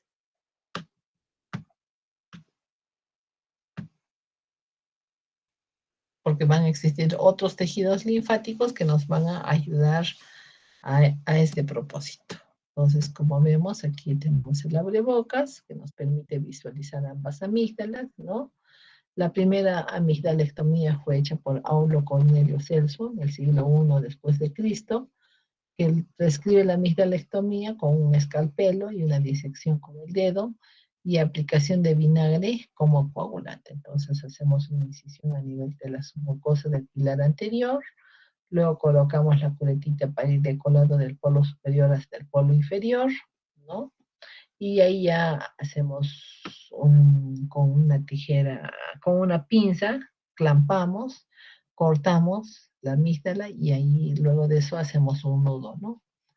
Entonces, generalmente hay que esperar 2 a 3 semanas después de la última infección, ¿no? Se puede hacer también una amigdalectomía en caliente cuando existe un proceso de un absceso perioamigdalino, ¿no? Porque obviamente el absceso ya al separar toda la cápsula nos va a decolar parte de la amígdala, entonces simplemente hacer un cortecito más, decolar y hacer la sutura a nivel del polo inferior y retirar esa amígdala. Entonces, tenemos una amigdalectomía en frío, una amigdalectomía en caliente, una amigdalectomía con láser, una amigdalectomía con bisturí armónico, una amigdalectomía que se hace dentro de la cápsula, o con sistemas de radiofrecuencia o ablación fría con plasma. Las complicaciones van a ser la adenitis cervical supurada, celulitis cervical difusa, otitis y sinusitis, traqueitis y bronquitis, tromboflebitis de la yugular, linfadenitis supurada piógena, complicaciones sistémicas de la infección estreptocócica, glomerulopatías, problemas de endocarditis y reumatismo postestreptocócico. Entonces también podemos tener una pustulosis palmar y plantar, ¿no? O una pitidiasis, eczemas y algunas psoriasis que se generan por estas infecciones crónicas recidivantes, también acnés rebeldes, ¿no? Porque hay un factor infeccioso dentro del organismo, anemia de células pasiformes, tos rebelde, espasmos de la glotis, espasmos esofágicos y mal aliento. Las complicaciones de una amigdalitis crónica es el absceso intratonsilar, el flemón o absceso periamigdalar, el flemón o absceso parafaringio, el absceso retrofaringio y la angina de Ludwig. En el absceso intratonsilar vamos a observar que en la profundidad de las criptas se va a acumular secreción purulenta, va a haber una odinofagia unilateral, drenan espontáneamente a través de una cripta, respeta los músculos constrictores, puede recidivar y también hace una extensión periamigdalina. En el flemón periamigdalino o absceso, como vemos acá, aquí está la úvula, aquí está la amígdala retraída hacia el otro lado, ¿no? Y aquí vemos un aumento de volumen de toda esta zona, del paladar blando, ¿no? Y generalmente es causado por estreptococos y anaerobios. Hay un dolor intenso de la deglución con odinofagia, no se percibe bien el gusto, el paciente empieza a escupir toda su saliva porque no puede pasar y genera una voz gangosa o nasal. Empieza así empieza a hablar, ¿no? Entonces no se entiende lo que está diciendo. En el caso del flemón periamigdalino o el absceso periamigdalino, vamos a tener que el paciente va a presentar trismus, fiebre elevada, entonces se va a presentar entre la cápsula y la amígdala la presencia de la secreción purulenta, mal estado general, halitosis, voz nasal, hay que drenar el pilar anterior. Vamos a iniciar el tratamiento con antibióticos, ¿no? En el flemón periamigdalino vemos la zona más protruyente, hacemos una incisión, metemos el aspirador y empezamos a aspirar en el caso del absceso, ¿no? En el caso del flemón, inicialmente vamos a colocar una agujita que vamos a aspirar. Entonces, flemón, si la aguja no nos evita absolutamente nada. Y en el caso del absceso, nos va a evitar secreción purulenta. Vamos a observar que hay una tubefacción y eritema del pilar anterior y parte del paladar blando. Vamos a tener una leucocitosis con aumento de polimorfonucleares. Vamos a indicar penicilina de 1 millón cada 4 horas endovenosa o ceftriaxona 2 gramos más clindamicina cada 8 horas durante 7 días, ¿no? También tenemos el flemón parafaringe, que es poco frecuente, da una superación de un ganglio parafaringe, secundario a una amigdalitis. Es un absceso situado lateralmente al músculo constrictor superior de la faringe, cerca a la parótida. Da síntomas generales, produce tortícolis, tumefacción en el ángulo mandibular, protrusión masiva de la pared lateral de la faringe, lo vamos a diagnosticar tomográficamente y vamos a tener que hacer un drenaje por vía externa. En el absceso retrofaringio, que está aquí atrás, en la parte posterior, vamos a tener unos adenoflemons de los ganglios de Gillet, generalmente está producido por el estreptococo beta hemolítico, la Escherichia coli, secundaria a una adenoiditis por vecindad, más frecuente en lactantes y niños pequeños o pacientes portadores de neoplasias. Hay fiebre, gran dolor para pasar los alimentos, un abombamiento de la pared faríngea, ¿no? Aquí va a haber una disminución del lumen de la faringe, de la orofaringe, ¿no? Va a haber rigidez de nuca, porque por el dolor, ¿no? El paciente puede tener, como va a obstruir la vía respiratoria, va a tener estridor y disnea. Vamos a tener que solicitar una radiografía lateral de cuello y una tomografía, y el tratamiento quirúrgico va a ser, el tratamiento va a ser tanto el drenaje quirúrgico como la aplicación de antibióticos. Entonces vemos que el lumen traqueal es una cosa mínima y este es todo, esto de aquí es el flemón retrofaríngeo, ¿no?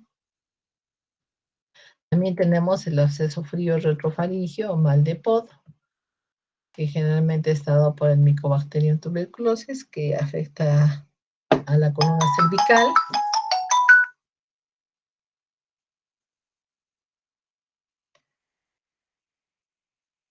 Y hay una hipersensibilidad. El paciente va a presentar malestar general, pérdida de peso, fiebre intermitente, va a haber una hipersensibilidad local con espasmo muscular, restricción de la movilidad. En la radiografía vamos a ver una rarefacción ósea y el tratamiento va a ser el específico para tuberculosis.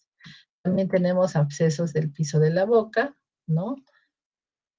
Que van a generarse generalmente por un problema odontógeno, ¿no? Donde los espacios aponeuróticos del piso de la boca, del músculo miloioideo, se van a aperturar, ¿no? Y va a alterarnos la articulación de la palabra, nos va a dar una odinodisfagia, va a comprometer la vía aérea porque va a crecer el volumen en la lengua hacia arriba, hacia adelante y hacia atrás, ¿no? Y el tratamiento quirúrgico es hacer un drenaje en la arcada mandibular y en algunos casos va a llegar a la traqueostomía. Entonces, como observamos aquí, se va con el músculo biloioideo y en este espacio también se va a acumular las secreciones purulentas, lo que va a hacer que la lengua protruya hacia arriba, hacia atrás y hacia adelante, ¿no? Y que también nos dé un aumento de volumen en la porción inferior del cuello. En el caso de la angina de Ludwig, este espacio submaxilar y submentoniano, ¿no? Por fuera del miloioideo, generalmente siempre es una secundaria, una infección no dentaria en el 90% de los casos. Hay una expansión bilateral, es a ambos lados que se expande la lengua. Hay dolor y tumefacción en el piso de la boca. Hay compromiso de la vía aérea. ¿Por qué? Porque no ingresa el aire por esta zona, ¿no? Se puede llegar a producir una mediastinitis, una extensión a la vaina carotidia, una extensión retrofaringe que nos da mediastinitis. También tenemos el flemón del espacio mastetero, que es un secundario a una infección dentaria, y como complicaciones generales de estas patologías abscedadas o flemonosas, vamos a tener las convulsiones febriles, la obstrucción de la vía aérea, septicemia en algunos casos, un síndrome de shock tóxico por estreptococo, reumatismo articular agudo, fiebre reumática, glomerulonefritis post-estreptococo.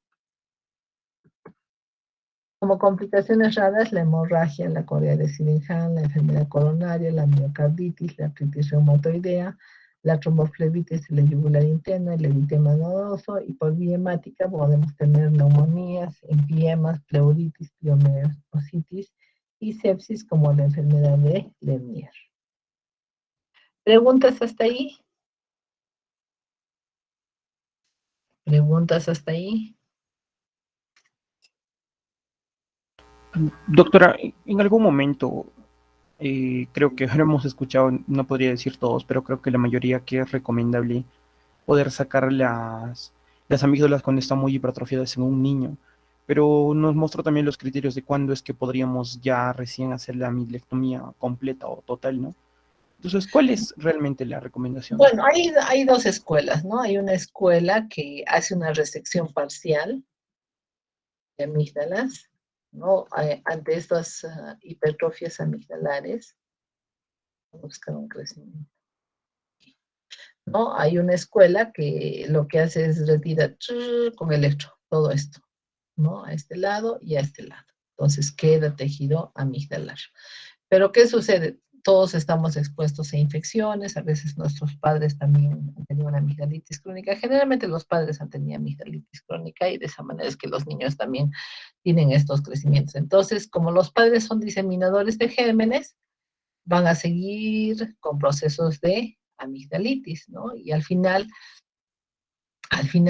van a generar otras complicaciones, ¿no? Artritis, diversos cuadros, artralgias, ¿no? Entonces, bueno, yo soy de la escuela de retirar absolutamente todo. Es preferible sacar las amígdalas. Entonces, por ejemplo, justo el otro día operamos a los hijos de un colega. Claro, la mamá había tenido una amigdalitis crónica que le operaron ya antes. Y justo se casó con su pareja, pues también había tenido una amigdalitis crónica, pero no está operada. Pues nos trae al hijito y le digo, ¿sabes qué? Tu esposo creo que es el problema. Y de casualidad lo examiné también y le digo, ¿sabes qué? Antes de operar a la nena, mejor operamos a tu esposo. Pero como ya la amígdala de la pequeña era grande, tenía ronquido en la noche, tenía crisis de apnea, ya a operarla, ya la operamos a la niña. Y en la anterior semana nos trajo al hermanito menor, ¿no? Que miren, supuestamente es hijo de médicos, ¿no? Está bien cuidadito, si se enferma inmediatamente le dan tratamiento, ¿no? Pero el problema está que el padre es diseminador, pues, de gérmenes, ¿no? Y de esa manera es que la amígdala se ha hipertrofiado y hemos tenido que, a insistencias, porque le hemos dicho, esperaremos un poco, ya hemos accedido y le hemos sacado sus amígdalas. Y le preguntamos, pues, ¿no? En el control postoperatorio, ¿cómo está? Ahora duerme perfecto, ¿no? Entonces, influye mucho aquello. Entonces, hay dos escuelas. Una que hace una resección parcial de amígdalas, ¿no? Dejando tejido amigdalar, y otra que hace una resección total, ¿no? Pero como yo prefiero hacer la resección total porque si tenemos otros tejidos linfoides, entonces eso nos va a permitir generar inmunidad y no vamos a tener el problema de después retirar ese resto amigdalar, ¿no? Porque se va a convertir en un resto amigdalar. Ahora, la complicación de la cirugía de amígdala es de que dejes un pedacito, ¿ya? Y eso se llama resto amigdalar. Entonces, después ubicar el resto amigdalar es para llorar realmente. Es como que busques una aguja en un pajar, ¿no? Tienes que decir, a ver, ¿qué puede ser amígdala? Y empieza a jalar y empieza a disecar, ¿no? Y a ver si se logra retirar todo ese resto amigdalar. Claro, algunos se ven, ¿no? Sobre todo los que han sido operados en esa época antigua con ese equipo que se llamaba la cuchilla de Schluter, ¿no? Porque te dejaba siempre un pedacito ahí abajo, ¿no? Pero hay otros que a veces sangra mucho, no cortas todo, no identificas el pedículo inferior y no se retira al 100% la amígdala y el paciente sigue con problemas de inflamaciones a nivel de la garganta, ¿no? De tener una amigdalitis, pero es un residuo de amígdala, ¿no? Y como tenemos también otras amígdalas, no olviden que tenemos la amígdala lingual, que está en la base de la lengua, entonces también esa amígdala lingual tiene calcio, ¿no? Y va a tener biofilm, entonces de cuando en cuando nos va a dar problemitas ahí, entonces tenemos que usar claritromicina. Entonces, niños, de preferencia, si hay ronquido nocturno, si hay apneas, retirar la amígdala, ¿no? Recomendar eso, que se retiren las amígdalas. Entonces el niño va a empezar a comer bien, va a empezar a ganar peso, no se van a choquear sus dientes, su tercio medio va a desarrollarse adecuadamente, el tercio medio facial me refiero, ¿no? No va a ser retrognatia, porque fíjense cuántos, bueno, no nos operamos todos los días, ¿no? Pero siempre es una intubación difícil, hay riesgos, tienen que poner guiador, ¿no? Así es. ¿Alguna otra pregunta?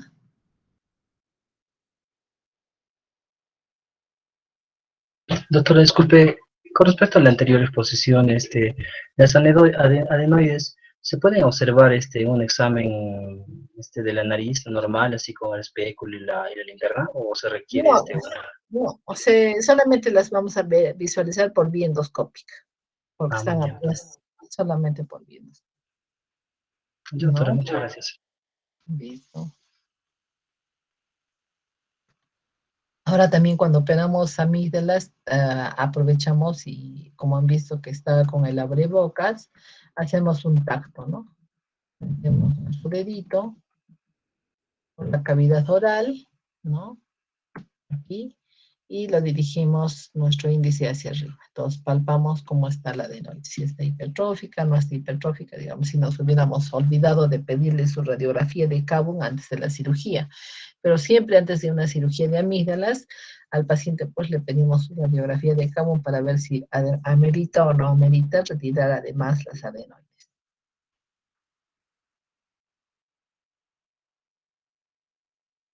¿Otra pregunta?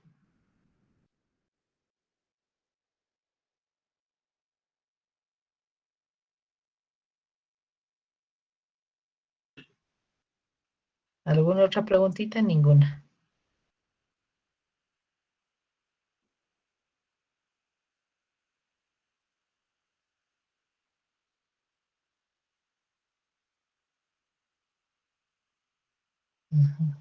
Luego vamos a avanzar con lo que es la faringitis crónica. Entonces, por ejemplo, un paciente que le retiramos las amígdalas, pero no corregimos su tabique desviado, nos va a generar posteriormente faringitis crónica, ¿no?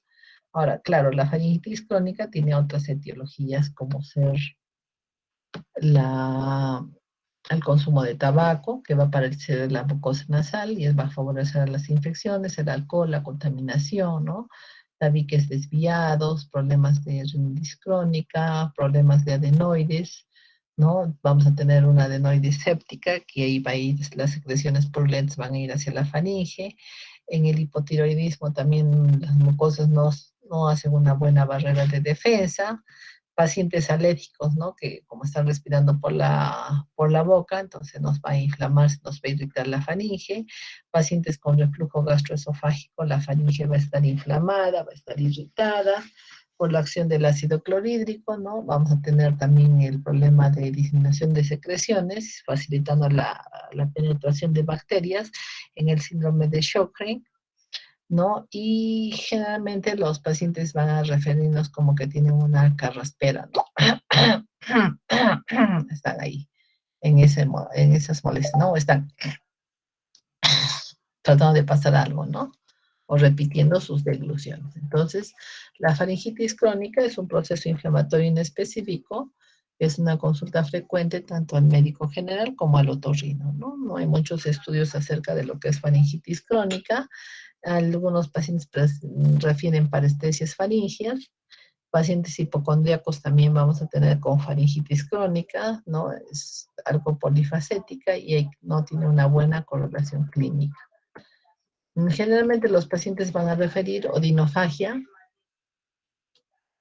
que es matinal, ¿no? Cuando despiertan, siente que tratan de tragar algo, por eso se llama declusión al vacío.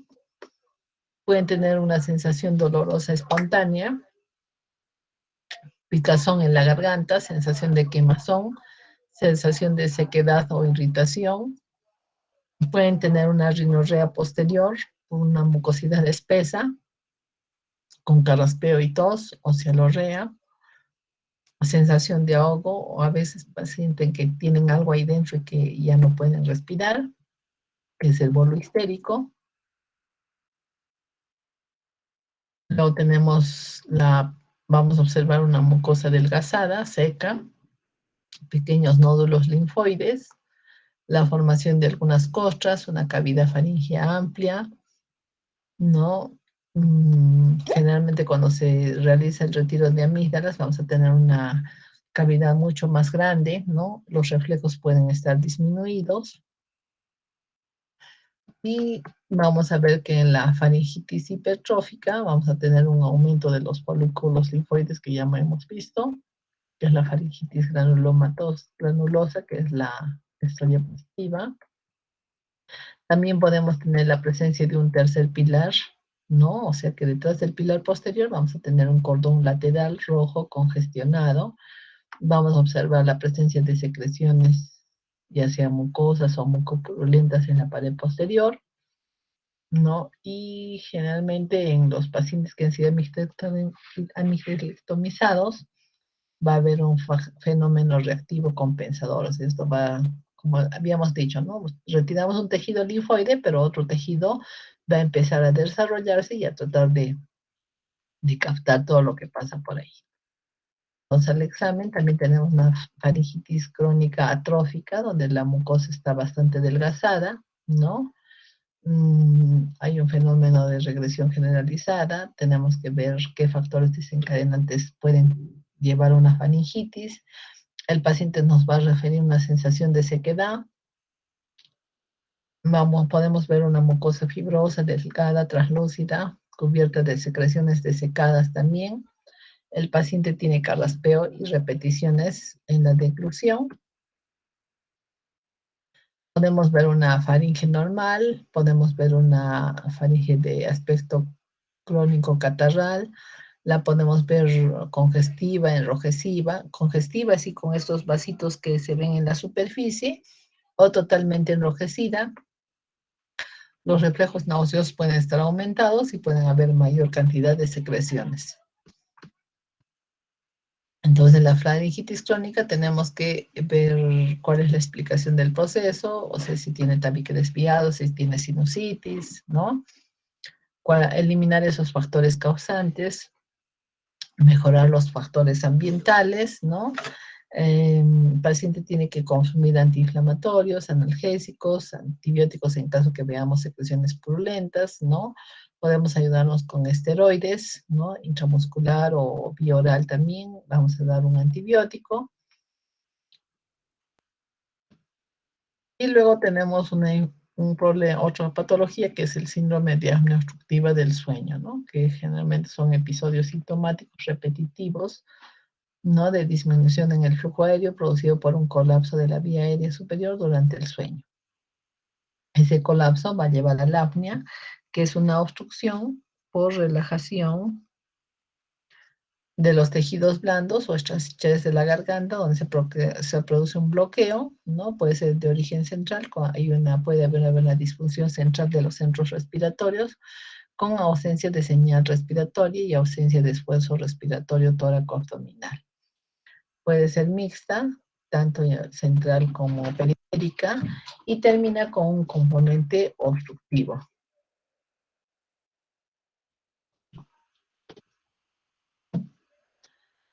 Luego tenemos la apnea obstructiva del sueño, donde la falta del flujo aéreo por 10 o más segundos, ¿no? Nos va a generar un despertar en el paciente. Va a tener crisis de hipoapnea obstructiva, donde se reduce el flujo aéreo con los movimientos respiratorios a un 33% del basal, ¿no? Este problema de hipoapnea es de por lo menos 10 segundos de duración, que se acompaña de desaturación del 4% más. Generalmente, los adultos, ¿no? De una edad media incrementan esta posibilidad en 7 veces, lo que puede generar también problemas de accidentes automovilísticos, favorece las enfermedades cardiovasculares por hipoxia e hipercapnia. Recordar que el sueño tiene 5 etapas, una primera y segunda etapa de un sueño ligero, que representa la transición entre la vigilia y el sueño, una tercera y cuarta etapa donde se produce el sueño mientras la persona descansa al 100%, y una quinta etapa donde se producen los sueños y los músculos están relajados al 100%, están atónicos, por lo que en este periodo se dan las apneas más largas, ¿no? Entonces, en el sueño normal va a disminuir la ventilación alveolar, va a aumentar la PCO2, la presión parcial de oxígeno va a disminuir, la saturación de oxígeno también va a disminuir al 2%, y podemos tener que el promedio de apneas en el hombre son de 7 y en la mujer son de 2. Entonces, la hipoventilación nos va a dar una desaturación de oxígeno, un aumento del CO2, un mayor esfuerzo respiratorio. Vamos a tener una fragmentación del sueño, ¿no?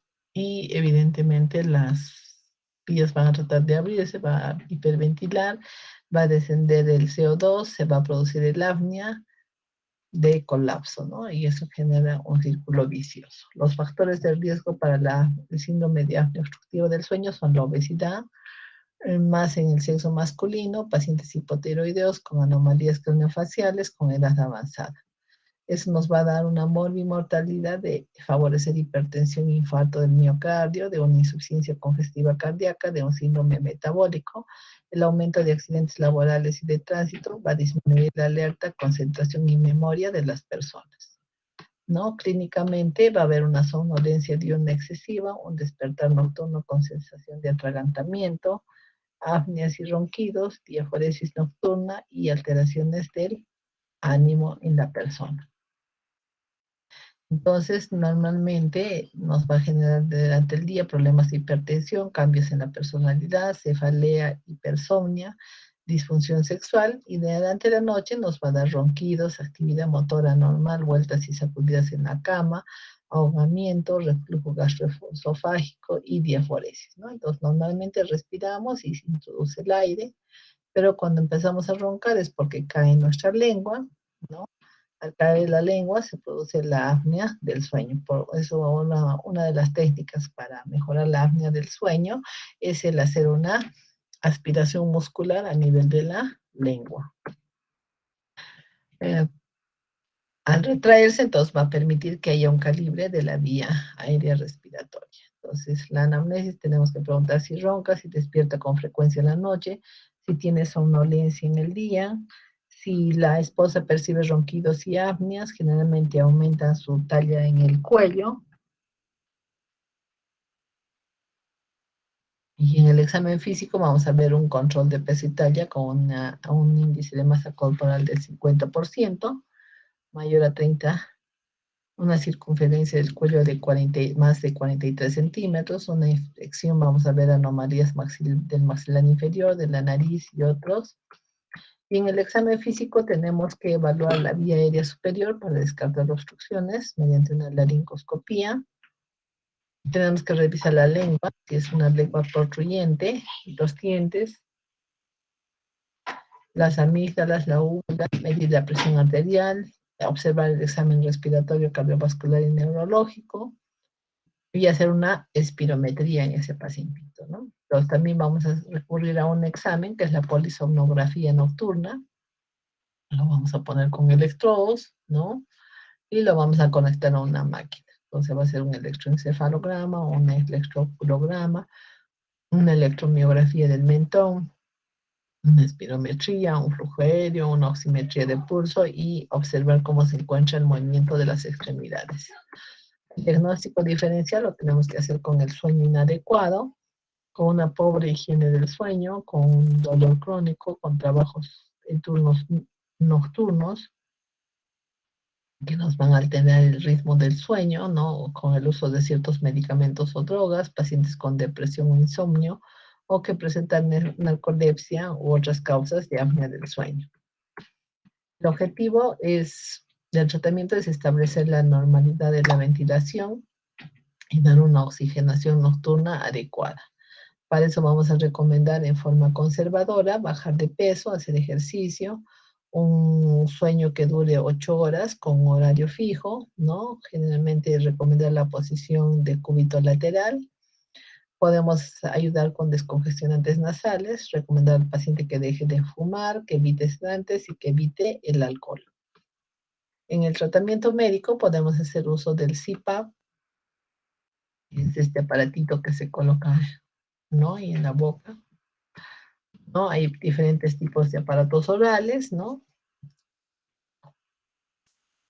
Ayudarnos con progesterona, propilina, hormona tiroidea en el caso del hipotiroidismo o aplicar oxígeno nocturno.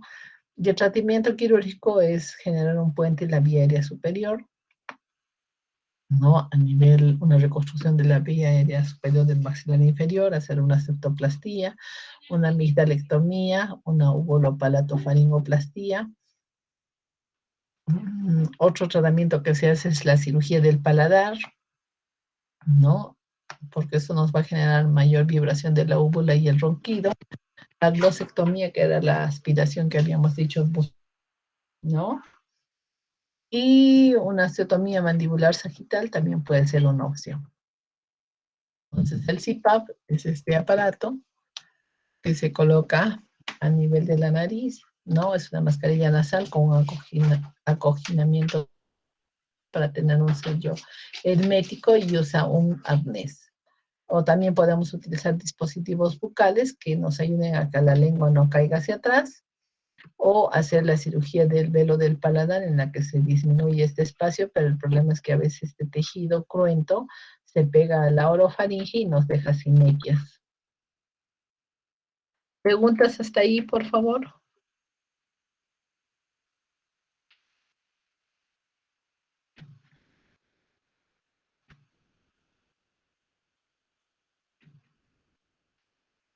No, ¿Alguna pregunta?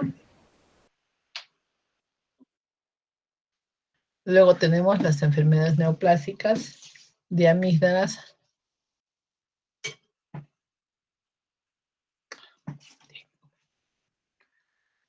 De amígdalas, adenoides y tumores benignos. Tenemos tumores benignos en la nasofaringe, como son el angiofibroma juvenil, los pólipos, que ya los habíamos mencionado, que son masas pediculares que descienden hacia la rinofaringe, el pólipo antroconal, que es una masa solitaria que va del seno maxilar hacia la coana, fibromas, adenomas, masas nasofaringias, granulomatosas.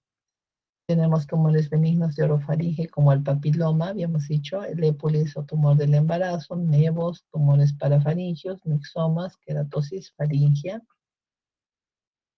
Los tumores malignos generalmente van del 0,25 al 3%, más en varones en una relación de 3:1. Tienen factores desencadenantes como las carencias nutricionales, el aire contaminado, el tabaco, el opio, la heroína, y generalmente se localizan en las paredes laterales de la rinofaringe.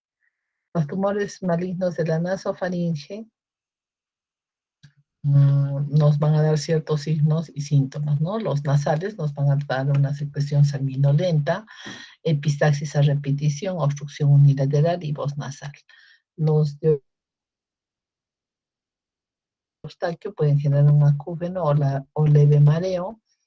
Los que comprometen al área oftalmológica nos van a dar una parálisis del sexto par, epífores, síndrome de Horner o disminución del reflejo corneal, y 60 a 80% van a tener metástasis a ganglios regionales bilateralmente. Los tumores malignos de la faringe son generalmente el carcinoma epidermoide, con carcinoma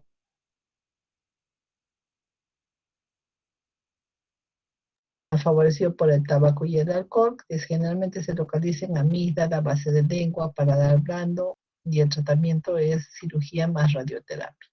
Dentro de los tumores malignos de faringe tenemos el plasmocitoma, que es un tumor liso, firme, difuso, césido, cubierto de mucosa interna, más en hombres que en mujeres, a partir de los 50 años, y el tratamiento es una excisión local amplia y o radioterapia.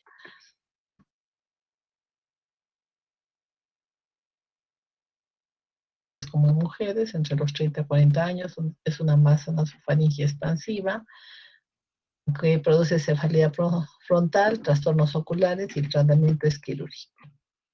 ¿Preguntas hasta ahí?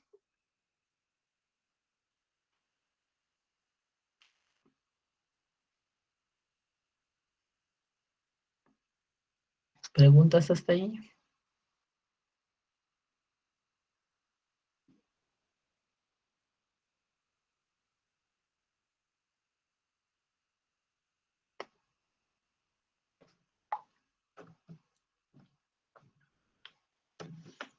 ¿Estamos todos o nos faltan algunos? 36. ¿Qué estamos otra? Ok. Ok.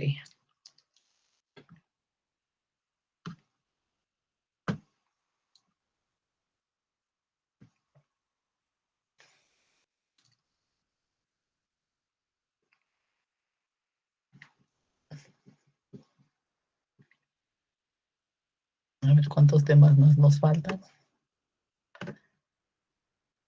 Nos faltarían 4 temas. ¿Cuántas clases nos quedan hasta el fin de curso? ¿Tenemos curso hasta qué fecha? Es hasta la primera semana de enero, doctora. Ya.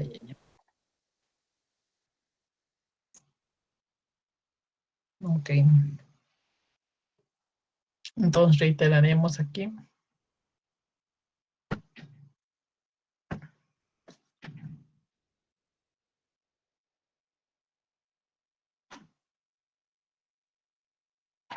Pues como ahora tenemos más obesidad, evidentemente tenemos mucho más síndrome de apnea obstructiva del sueño. O incluso en niñitos las crisis de apnea son mayores, son más frecuentes. Como que se alimenta, pues evidentemente con más comida chatarra. Entonces genera que los niñitos sean un poco más gorditos. También vamos a observar, ¿no? Que cuando se acuerdan del Mallampatí, ¿alguien se acuerda del Mallampatí? Sí, doctora, es la Sí, clase sí, doctora. de anestesiología. Sí, doctora. ¿No? Entonces eso también o sea, el síndrome de apnea obstructiva del sueño se tiene que ver con varias especialidades, como anestesiología, con neumología, como otorrinolaringología. ¿Por qué? Porque, ay, un minuto, antes de que me quede sin batería, por favor.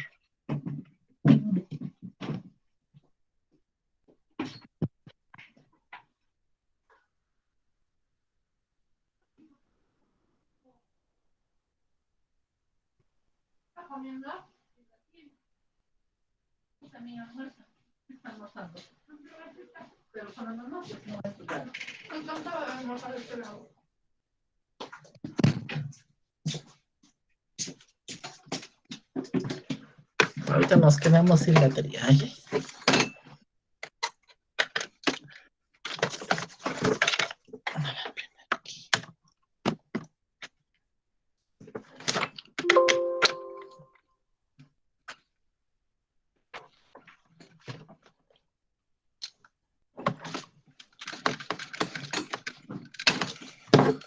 Entonces, generalmente problemas de síndrome de apnea obstructiva del sueño se ve en forma multidisciplinaria también, ¿no? Entonces, por eso es que más con más frecuencia los pacientes acuden al neumólogo que al otorrino por este conflicto, ¿no? Y el neumólogo es el que nos refiere a los pacientes para que ayudemos a corregir los factores asociados, ¿no? Como ser la desviación del tabique, ¿no? Problemas de amígdalas, ¿no? Para mejorar un poco esta vía. Y también lo tenemos que manejar con nutrición, ¿no? Porque obviamente son pacientes que van a presentar obesidad, ¿no?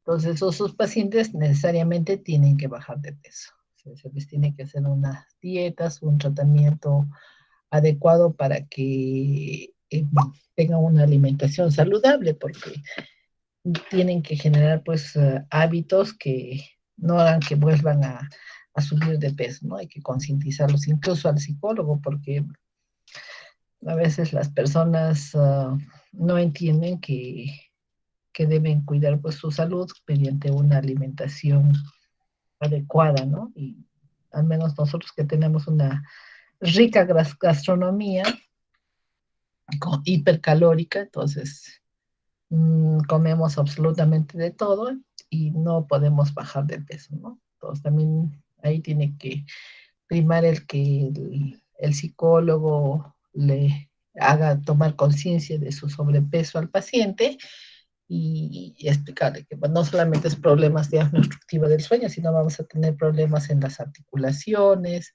vamos a generar problemas de hipertensión arterial, vamos a generar problemas de diabetes, ¿no? Y eso no va a ser saludable para nuestro organismo.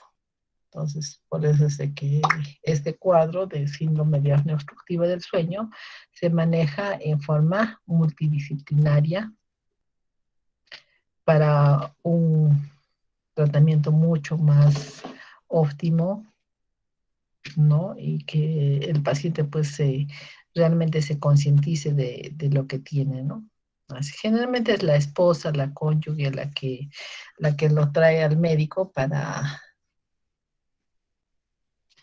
para que pueda solucionarse, porque la que padece las crisis de apnea es ella, ¿no? Siente que el paciente está durmiendo, ¿no? Y de pronto deja, si lo está viendo, bueno, deja de respirar o empieza con movimientos bruscos en la cama, ¿no? Y ahí es donde ella se da cuenta de que no está respirando el pacientito. Entonces, en niños, por ejemplo, lo que hacemos es pedimos a los padres que graben a los pequeños mientras están durmiendo. Entonces ahí observamos, ¿no? Y cuantificamos el tiempo de apneas también, ¿no? Para poder decidir aquello. ¿Alguna otra pregunta? A ver.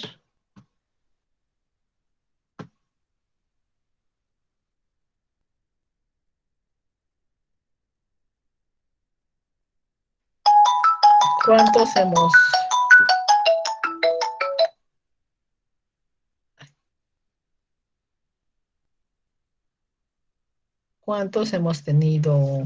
Estoy en clase. Hemos tenido procesos de faringitis o de amigdalitis en el transcurso de su corta vida.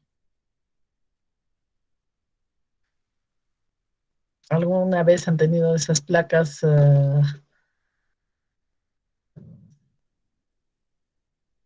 amigdalitis pultácea? ¿Alguno recuerda cuáles eran sus síntomas?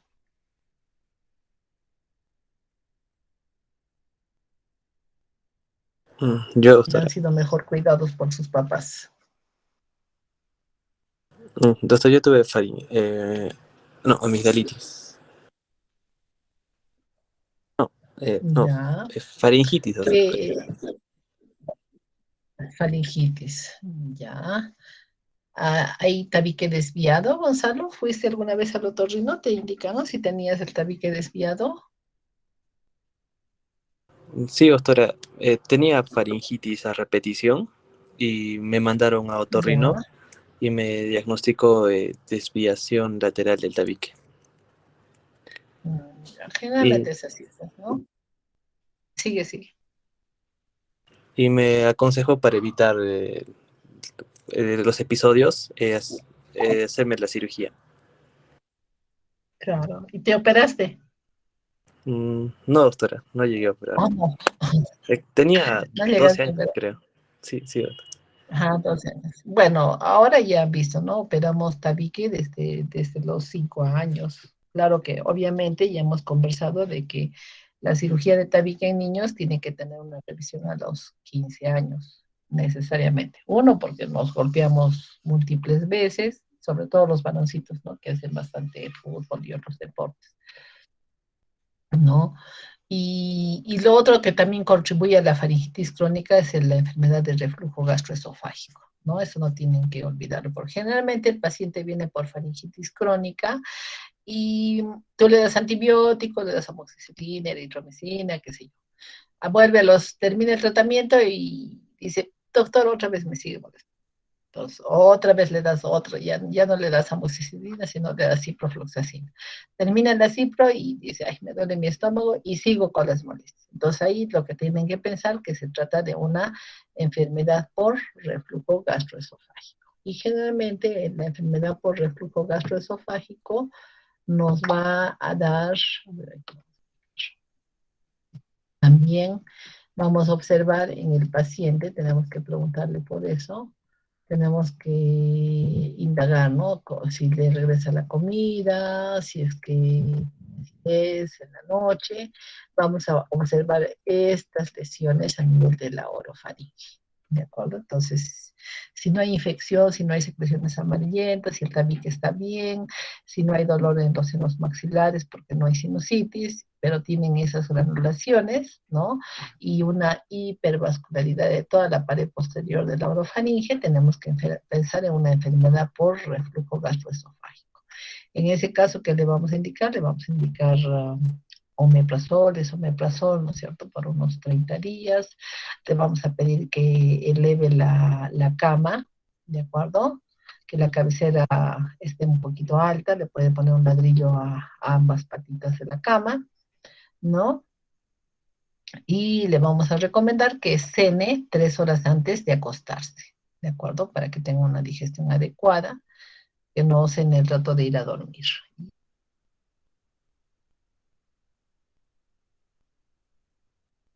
Pedirle una interconsulta a gastroenterología para que le hagan una endoscopía y descarten, ¿no? Una hernia hiatal, un esfínter hipotónico, que nos esté condicionando esa faringitis crónica. ¿De acuerdo?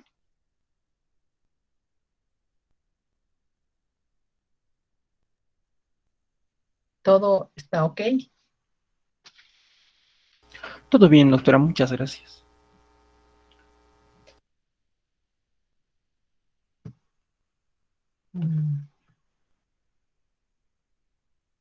Entonces eso es lo que tenemos que tener en cuenta. Y bueno, eso de la desviación del tabique hay que evaluarla, ¿no? Porque también como es de niños, entonces el tabique puede hacerse rectito, o sea, de niños como la nariz es más pequeñita, entonces se ve evidentemente desviada, pero como seguimos en crecimiento, puede ser que si era un desvío, por decir, de segundo grado, o sea, transformado en un desvío de primer grado. Entonces hay que revisar eso y bueno, definir si se van a operar o no se van a operar. Pero lo mejor es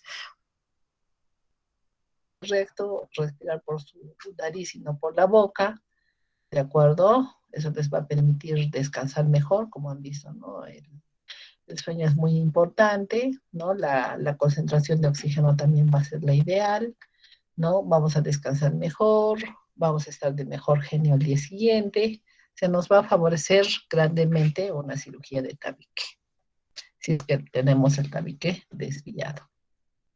Vamos a evitar las neumonías de viejitos, las broncoaspiraciones, ¿no? Entonces, por eso es, y ustedes que van a hacer su internado, entonces pueden aprovechar del seguro que tienen durante el, para solucionar este problema, ¿no? Así es. Listo, jóvenes, nos vemos en nuestra clase la próxima semana.